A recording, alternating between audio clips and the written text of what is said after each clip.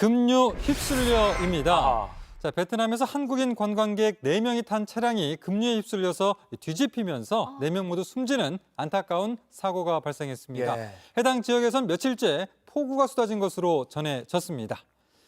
사고가 난 지역은 베트남 달랏 인근의 꾸란 마을의 한 계곡입니다. 네. 자, 깊지 않은 계곡 또는 이 비포장 도로를 일명 오프로드 차량이라고 하죠. 예.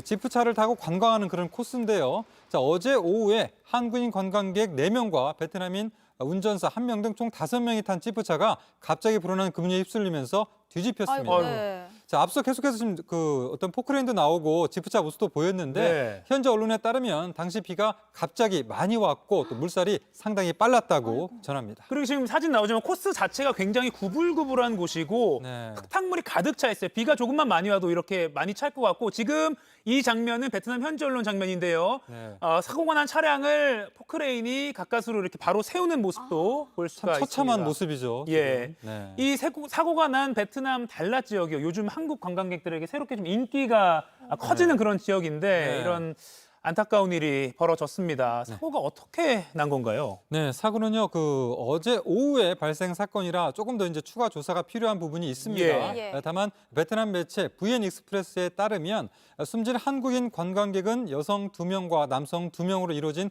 팀이었습니다. 네네. 이 차가 급류에 휩쓸려서 뒤집힌 직후에 베트남 운전사 1명, 한국인 남성 1명은 차에서 탈출을 했는데요. 네. 자, 그런데 베트남 운전사는 가벼운 부상만 입었지만 한국인 남성은 병원으로 옮겨지는 도중에 숨졌습니다. 네. 또 나머지 3명은 한국인 3명은 베트남 당국의 수색 작업 끝에 2시간쯤 지난 사고 지점에서 한 2km 정도 떨어진 하류에서 숨진 채 발견됐습니다. 그러니까 물살이 얼마나 셌을지 네, 2시간 만에 쭉 됩니다. 떠내려간 그런 상황인데요. 예. 당시 이들은 이 달랏의 자연을 관광하기 위해서 당일치기 투어를 하던 중에 변을 당했다고 외신은 전했습니다.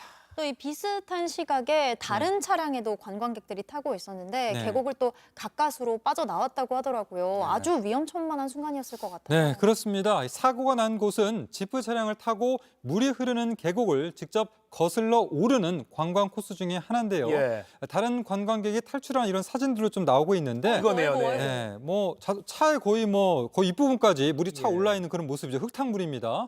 실제로 유튜브 등에는 관광객들이 직접 찍은 동영상들이 상당수 올라와 있습니다. 이런 것들을 좀 보면 굉장히 좀 이 현재 상황, 차량이 심하게 흔들리는 그런 아찔한 순간들도 나타나는 그런 모습들도 보였습니다. 예. 네, 일단 별다른 안전 장치가 좀 없어 보이기도 하고요. 이번 사고 원인과 관련한 조사 어떻게 좀 진행이 되고 있습니까? 네, 현재 경찰은 사고 차량을 운영하는 업체와 또 운전자 등을 상대로 이제 정확한 사고 원인을 조사하고 있는 상황이고요. 예. 우리 외교부는 현지 공관에 영사를 사고 현장으로 보냈고 또 국내 유가족의 베트남 입국과 장례 절차 등 필요한 지원을 하고 있다라고 밝혔습니다. 여행을 떠났다가 안타까운 사고를 당한 분들 고인의 명복을 빕니다.